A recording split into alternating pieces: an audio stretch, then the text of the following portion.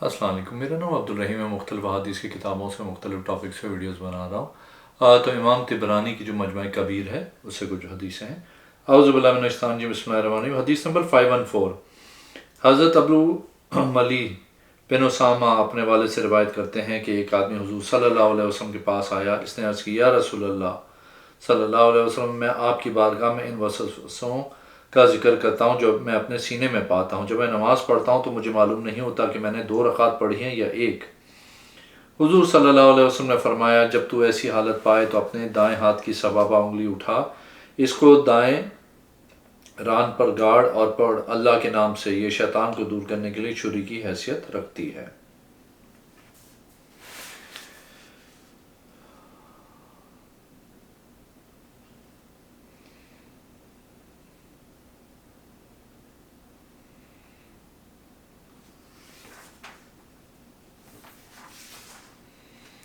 ایک اور حدیث ہے 515۔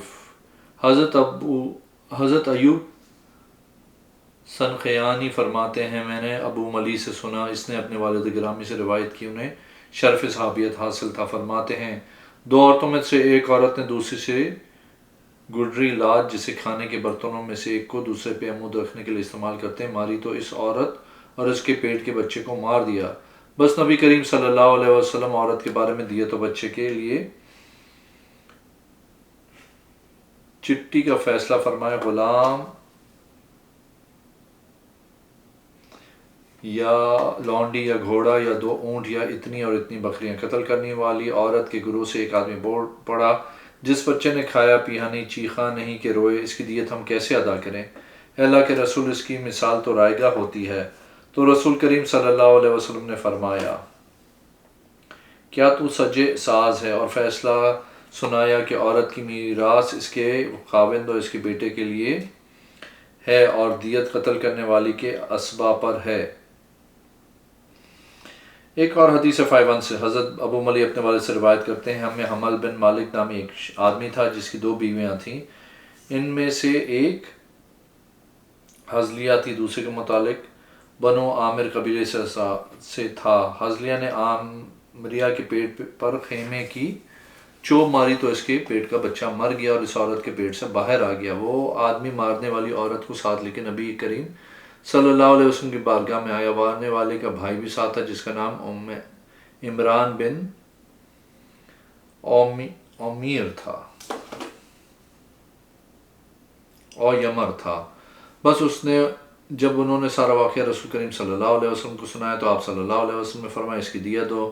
عمران عورت کا بھائی بولا، جس نے کھایا نہیں پیا نہیں چیخا چلایا نہیں، کیا اس کی دیت ہے؟ اس کی مثل تو ضائع ہوتی ہے۔ رسول کریم صلی اللہ علیہ وسلم نے فرمایا، دیہاتیوں والے رجز پڑھنا چھوڑو، اس میں چھٹی ہے، ایک غلام یا ایک لونڈی یا 500 درم یا گھوڑا یا 120 بکریاں۔ اس نے کہا، اللہ کے نبی، اس عورت کے 2 بیٹے قبیلے کے سردار ہیں، وہ اپنی جان کی طرف سے دیت دینے کے زیادہ حقدار ہیں۔ آپ صلی اللہ علیہ وسلم نے فرمایا، اس کی اولاد کی بنسبت تو اپنی بہن کی دیت دینے کا زیادہ حقدار ہے۔ اس نے کہا، میرے پاس تو دیت دینے کو کچھ نہیں۔ آپ صلی اللہ علیہ وسلم نے فرمایا، اے حمل بن مالک، وہ ان دونوں بنو حضیل قبیلے سے صدقات وصول کرنے میں مقرر تھا، وہی ان دونوں عورتوں کا خاوند اور مقتول بچے کا باپ تھا۔ بنو حضیل کے صدقات میں سے اپنے قبضے میں سے ہی 100 بکریاں لے لے، بس اس نے ایسا ہی کیا۔ ایک اور حدیث ہے 517۔ حضرت ابو ملی اپنے والد اسامہ سے روایت کرتے ہیں، وہ فرماتے ہیں، میں حضور صلی اللہ علیہ وسلم کے پیچھے سوار تھا، ہمارا اونٹ بدکا، میں نے کہا، شیطان ہلاک ہو۔ حضور صلی اللہ علیہ وسلم نے فرمایا، یہ نہ کہو کہ شیطان نے ہلاک کیا، کیونکہ یہ برا ہو سکتا ہے گھر کی مثل میری قوت کے ساتھ، وہ کہتا ہے اور تو کہے بسم اللہ، کیونکہ وہ مکھی کی طرح ہو جائے گا۔ ایک اور حدیث ہے 518۔ حضرت ابو ملی بن اسامہ اپنے والد سے روایت کرتے ہیں، حضور صلی اللہ علیہ وسلم نے فرمایا، امامہ باندھو، کیونکہ اس کے ساتھ بردباری میں اضافہ ہوتا ہے۔ ایک اور حدیث ہے 519۔ حضرت ابو ملی اپنے والد سے روایت کرتے ہیں، بدر کے دن جو فرشتے آئے انہوں نے امامے پہنے ہوئے تھے، حضرت زبیر نے اس دن زرد رنگ کا امامہ پہنا ہوا تھا۔ ایک اور حدیث ہے 520۔ حضرت اسامہ رضی اللہ تعالیٰ عنہ فرماتے ہیں کہ حضور صلی اللہ علیہ وسلم نے فرمایا، جو لوگوں کا شکریہ نہیں ادا کرتا وہ اللہ کا شکریہ ادا نہیں کر سکتا۔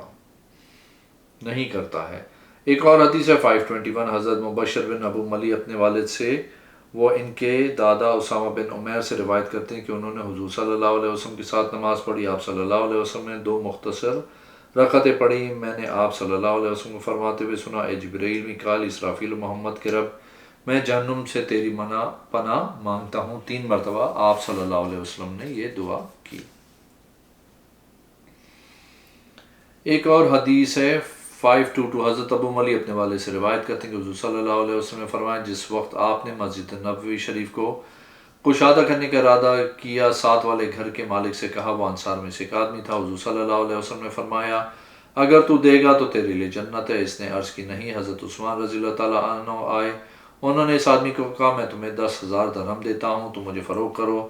پھر اس کے بعد حضرت عثمان رضی اللہ تعالیٰ عنہ حضور صلی اللہ علیہ وسلم کی بارگاہ میں آئے، عرض کی، یا رسول اللہ، مجھ سے آپ وہ گھر خریدیں جو میں نے انصاری سے خریدا ہے۔ حضرت عثمان نے اس کے بدلے جنت میں گھر خریدا۔ حضرت عثمان رضی اللہ تعالیٰ عنہ نے عرض کی، میں نے 10,000 درہم کا خریدا ہے۔ حضور صلی اللہ علیہ وسلم نے ایک اینٹ رکھی، پھر حضرت ابو بکر کو بلایا، انہوں نے بھی ایک اینٹ رکھی، پھر حضرت عمر کو بلوایا، انہوں نے بھی ایک اینٹ رکھی، پھر حضرت عثمان کو بلوایا تو انہوں نے بھی ایک اینٹ رکھی، پھر لوگوں سے کہا تم رکھو، انہوں نے رکھنی شروع کی۔ ایک اور حدیث ہے 523 حضرت محمد بن عبداللہ بن تمیر رضی اللہ تعالیٰ عنہ فرماتے ہیں کہ ابو ملیک کا نام عامر بن اسامہ تھا۔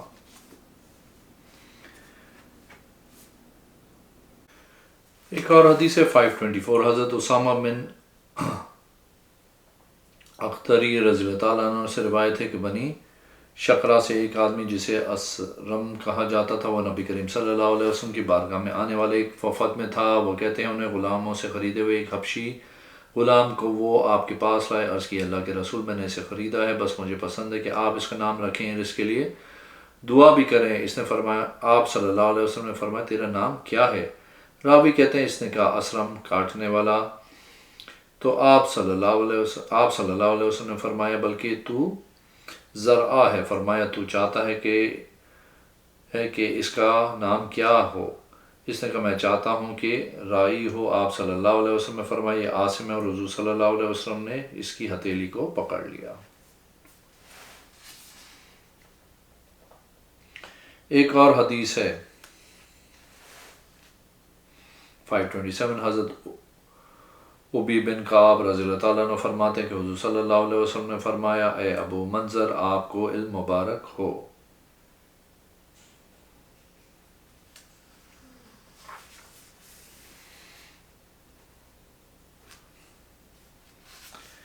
ایک اور حدیث 532 حضرت ابی بن کعب رضی اللہ تعالیٰ عنہ فرماتے ہیں کہ حضور صلی اللہ علیہ وسلم نے فرمایا، انسان کے کھانے کی مثال دنیا کی مثال کو قرار دیا گیا ہے، اس میں جتنا مرضی نمک وغیرہ ڈالا جائے تو دیکھو انسان کے پیٹ سے کیا نکلتا ہے، آپ کو علم ہوگا کہ وہ کیا ہو جاتا ہے۔ ایک اور حدیث ہے 533 حضرت ابی بن کعب رضی اللہ تعالیٰ عنہ فرماتے ہیں کہ حضور صلی اللہ علیہ وسلم نے فرمایا، جب تم کسی آدمی کو دیکھو وہ جاہلیت والی عزت حاصل کرنا چاہ رہا ہو تو اس کو ظاہر کرو، اس کو چھپاؤ نہیں۔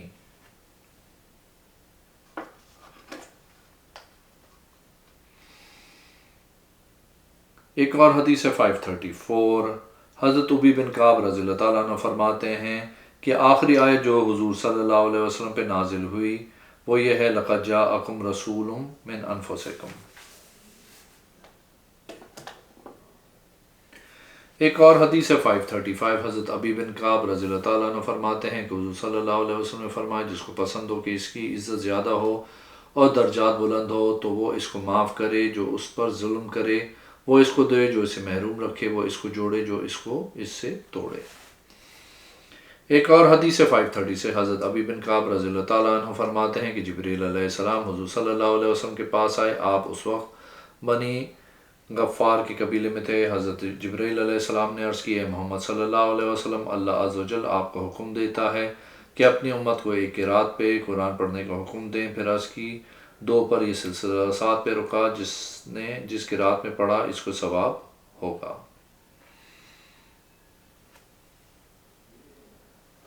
ایک اور حدیث ہے 537 حضرت طفیل بن ابی اپنے والد سے روایت کرتے ہیں کہ انہوں نے حضور صلی اللہ علیہ وسلم کو الزمزمہم کلمہ تقوی پڑھتے ہوئے سنا۔ اس سے مراد لا الہ الا اللہ ہے۔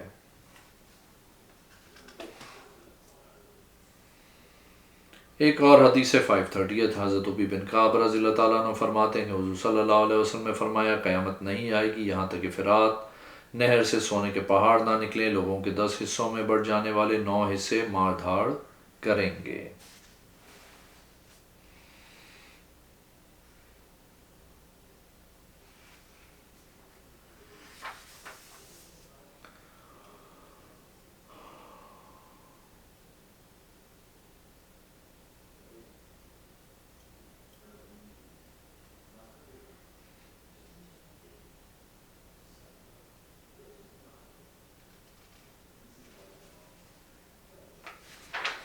ایک اور حدیث ہے 540 حضرت ابی بن کعب رضی اللہ تعالیٰ عنہ فرماتے ہیں کہ رسول اللہ صلی اللہ علیہ وسلم نے فرمایا اے ابو منظر مجھے حکم دیا گیا ہے کہ میں تجھے قرآن پڑھ کر سناؤں۔ حضرت ابی بن کعب رضی اللہ تعالیٰ عنہ عرض کی میں اللہ پہ ایمان لایا اور آپ کے دست مبارک پہ اسلام قبول کیا اور آپ سے علم حاصل کیا۔ کہا کہ نبی کریم صلی اللہ علیہ وسلم نے ان کی بات مسترد کر دی تو انہوں نے عرض کیا رسول اللہ صلی اللہ علیہ وسلم میرا وہاں ذکر ہوا ہے۔ آپ صلی اللہ علیہ وسلم نے فرمایا تیرے اور تیرے نسب کا ملا اعلیٰ میں ذکر ہوا ہے۔ عرض کیا رسول اللہ صلی اللہ علیہ وسلم تب تو پڑھیے۔ ایک اور حدیث ہے 541 حضرت ابی بن کعب رضی اللہ تعالیٰ عنہ ہی روایت کرتے ہیں کہ میں نے عرض کیا رسول اللہ صلی اللہ علیہ وسلم بخار میں کیا جزا ہے؟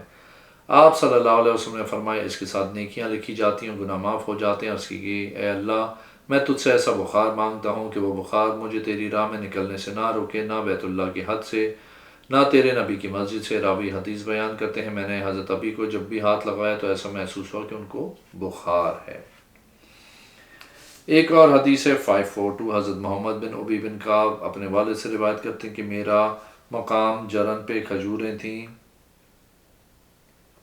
وہ کم ہو جاتی، میں ایک رات ان کی حفاظت میں تھا، وہاں ایک جانور بالغ بچے کے مشابہ تھا، ان کو سلام کیا، اس نے سلام کا جواب دیا، میں نے کہا تو جن ہے یا انسان؟ اس نے کہا انسان نہیں جن ہو۔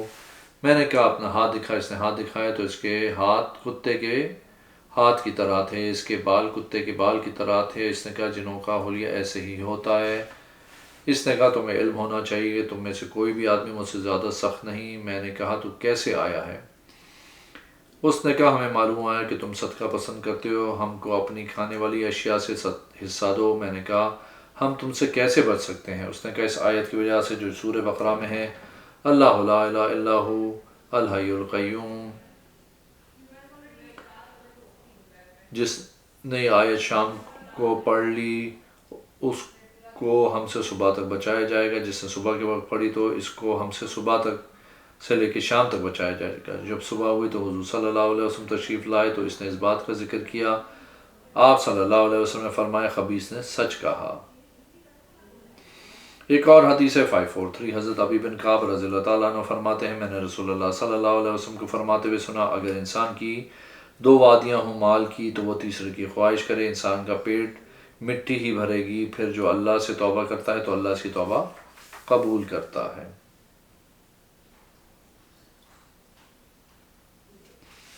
ایک اور حدیث ہے 545 حضرت ابی بن کعب رضی اللہ تعالیٰ عنہ فرماتے ہیں کہ حضور صلی اللہ علیہ وسلم نے فرمایا جس کو والدین میں سے دونوں یا ایک کی خدمت کا موقع ملا اور وہ خدمت نہ کر سکا تو وہ جہنم میں داخل ہوگا اور اللہ کی رحمت سے دور ہوگا۔ ایک اور حدیث ہے 546 حضرت ابن عمارہ انصاری رضی اللہ تعالیٰ عنہ سے روایت ہے کہ حضور صلی اللہ علیہ وسلم نے میرے گھر میں دونوں قبلوں کی طرف رک کر کے نماز پڑھی ہے۔ میں نے عرض کی یا رسول اللہ صلی اللہ علیہ وسلم میں موضوع پہ مسا کتنی مدت کروں؟ آپ صلی اللہ علیہ وسلم نے فرمایا 1 دن اور رات۔ میں نے عرض کی 2 دن۔ آپ صلی اللہ علیہ وسلم نے فرمایا ہاں۔ میں نے عرض کی یا رسول اللہ 3 دن۔ آپ صلی اللہ علیہ وسلم نے فرمایا جی ہاں جو تو چاہے۔ ایک اور حدیث ہے 547 حضرت ابن عمارہ انصاری رضی اللہ تعالیٰ عنہ سے روایت ہے کہ حضور صلی اللہ علیہ وسلم نے میرے گھر میں دونوں قبلوں کی طرف رخ کر کے نماز پڑھی۔ میں نے عرض کیا رسول اللہ میں موضوع پہ مسا کتنی مدت کروں؟ آپ صلی اللہ علیہ وسلم نے فرمایا 1 دن اور رات۔ میں نے عرض کی 2 دن۔ آپ صلی اللہ علیہ وسلم نے فرمایا ہاں۔ میں نے عرض کیا رسول اللہ 3 دن۔ آپ صلی اللہ علیہ وسلم نے فرمایا جی ہاں جو تو چاہے۔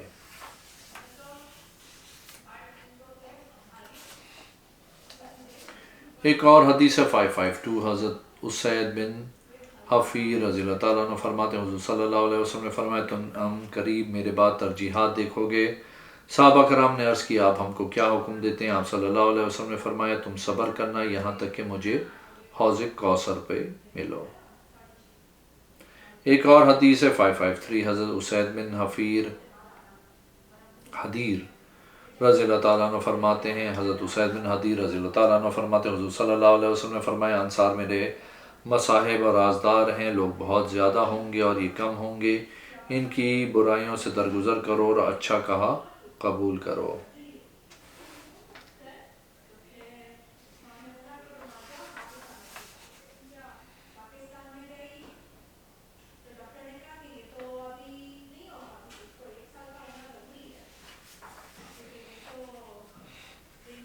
ایک اور حدیث ہے 554 حضرت عائشہ رضی اللہ تعالیٰ عنہ فرماتی حضور صلی اللہ علیہ وسلم جب سفر سے واپس آئے تو آپ ذوالحلیفہ میں اترے، آپ کے پاس بچے آئے، وہ اپنے گھر والوں کے متعلق بتانے لگے۔ حضرت اسید بن حدیر کو ان کی بیویوں کی وفات کے متعلق بتایا تو آپ رو پڑے، آپ سے عرض کیا آپ رو رہے ہیں؟ آپ نے فرمایا میں کیوں نہ رہوں، میں نے رسول اللہ صلی اللہ علیہ وسلم فرماتے سنا ہے کہ سعد بن معاذ کی موت پہ عرش کام گیا۔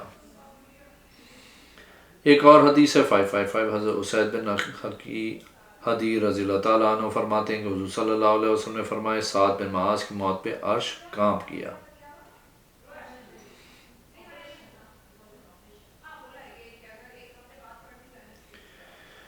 ایک اور حدیث ہے 556 حضرت عائشہ رضی اللہ تعالیٰ عنہ فرماتی ہیں کہ حضرت اسید بن حدیر لوگوں میں افضل تھے، آپ فرمایا کرتے تھے اگر میں اس حالت میں رہوں جس طرح میں 3 حالتوں میں آتا ہوں میں جنتی ہوں، مجھے کوئی شک نہیں، جس وقت قرآن پڑھایا، جس وقت اس کو سنا نہ ہو، جس وقت پڑھا جاتا ہو، میں نے حضور صلی اللہ علیہ وسلم کا خطبہ سنا ہو، جب میں جنازے میں شریک کرتا میں کسی کی جنازے میں شریک نہیں ہوا، میرے دل نے مجھے اس کے علاوہ بتایا جو میں نے کیا ہوتا وہ ہو کر ہی رہتا تھا۔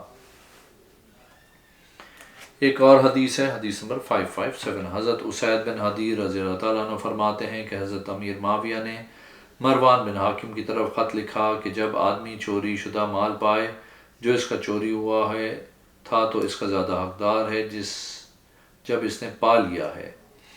مروان نے میری طرف خط لکھا، میں اس وقت یمامہ میں گورنر تھا، میں نے مروان کو خط لکھا کہ حضور صلی اللہ علیہ وسلم فیصلہ کرتے جب کسی آدمی کے پاس الزام کردہ شے کے بغیر شے پائے تو اگر چاہے تو اس کا مالک اتنے پیسے لے لے اور اگر چاہے تو چوری شدہ مال لے لے۔ پھر اس کے بعد حضرت ابو بکر و عمر و عثمان رضی اللہ تعالیٰ عنہ نے بھی یہی کیا۔ مروان نے خط حضرت امیر معاویہ کی طرف بھیجا، حضرت معاویہ نے مروان کی طرف خط بھیجا کہ تو نے نہیں لکھا، نہ ہی امید کو میں نے فیصلے کے لیے بنایا، اسید کو میں نے فیصلے کے بنایا جو میں نے آپ کو بنایا ہے، آپ ان پر فیصلہ کریں اور نافذ کریں جس کا میں نے آپ کو حکم دیا۔ مروان نے حضرت امیر معاویہ والا خط میری طرف بھیجا، میں نے کہا اللہ کی قسم میں ہمیشہ اس کے بعد فیصلہ نہیں کروں گا۔ ایک اور حدیث 558 حضرت اسید بن حدیر رضی اللہ تعالیٰ عنہ فرماتے ہیں کہ وہ حضور صلی اللہ علیہ وسلم کے پاس تھے، وہاں ایک مذاق کرنے والا آدمی تھا جو باتیں کرتا تھا تاکہ لوگ مسکرائیں۔ حضور صلی اللہ علیہ وسلم نے اس کے کولوں پہ انگلی ماری اور عرض کی مجھے بدلہ دیں۔ آپ نے فرمایا تم بدلہ لے لو۔ اس نے عرض کیا آپ نے قمیض پہنی ہے جبکہ میں نے قمیض نہیں پہنی۔ حضور صلی اللہ علیہ وسلم نے اپنی قمیض اتار دی تو وہ چمٹ گیا، وہ آپ کا بوسہ لینے لگا جس طرح کوئی لالچی ہوتا ہے۔ عرض کرنے لگا یا رسول اللہ میرا یہی مقصد تھا۔ ایک اور حدیث ہے 559 حضرت اسید بن حدیر رضی اللہ تعالیٰ عنہ فرماتے ہیں حضور صلی اللہ علیہ وسلم کے پاس تھے، وہاں ایک مذاق کرنے والا آدمی تھا جو باتیں کرتا تاکہ لوگ مسکرائیں۔ حضور صلی اللہ علیہ وسلم نے اس کے کولوں پہ انگلی ماری، اس نے عرض کی مجھے بدلہ دیں۔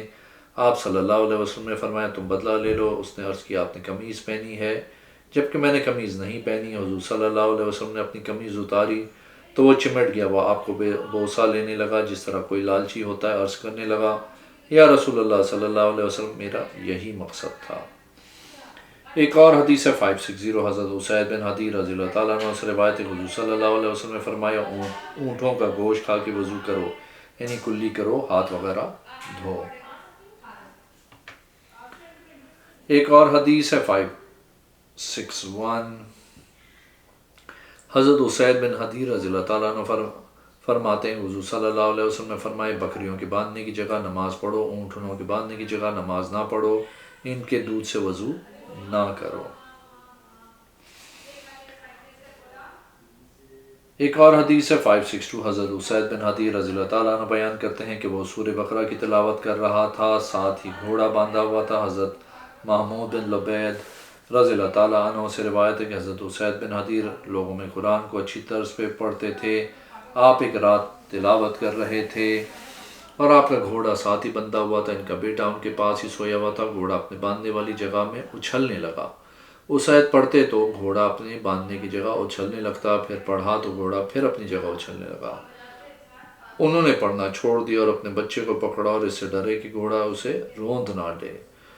صبح ہوئی تو اس کا ذکر حضور صلی اللہ علیہ وسلم کی بارگاہ میں کیا۔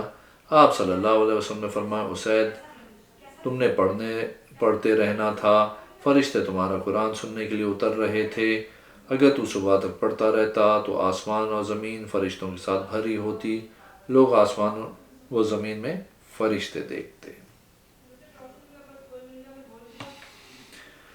ایک اور حدیث ہے 563، حضرت اسید بن حضیر رضی اللہ تعالیٰ عنہ فرماتے ہیں کہ میں رات کو نماز پڑھ رہا تھا، اچانک مجھے بادل کی طرح ایک شے نے ڈھانپ لیا، اس میں روشنی چراغ کی طرح تھی، میری بیوی میرے پاس سوئی ہوئی تھی اور وہ حاملہ بھی تھی اور گھوڑا گھر میں باندھا ہوا تھا۔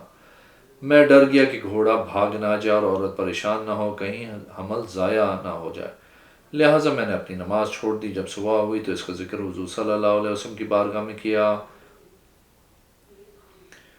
گیا۔ آپ نے فرمایا، اسید آپ پڑھتے رہتے ہی فرشتے آپ کی قرآن کی تلاوت سننے کے لیے آیا تھا۔